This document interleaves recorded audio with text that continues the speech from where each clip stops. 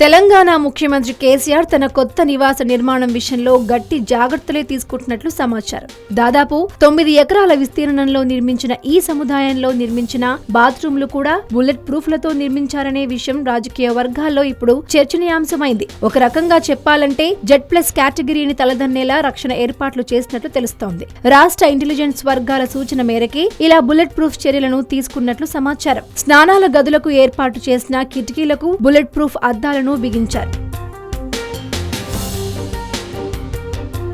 CM KCR, ఆయన కుమారుడు కేటీఆర్ కోసం నిర్మించిన బెడ్రూమ్లకు కూడా అత్యంత క్వాలిటీ ఉన్న గాజు ఫలకాలను బిగించినట్లు, వీటి విలువ దాదాపు లక్షల్లోనే ఉంటుందని సమాచారం. గురువారం తెల్లవారుజామున 5 గంటలకు కేసీఆర్ నూతన గృహప్రవేశం చేయనున్న విషయం తెలిసిందే.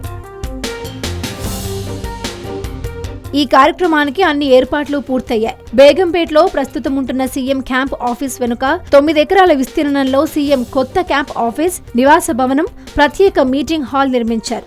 R&B విభాగం 38 కోట్ల అంచనా వ్యయంతో 3 బ్లాకులుగా ఈ నిర్మాణాలను చేపట్టింది.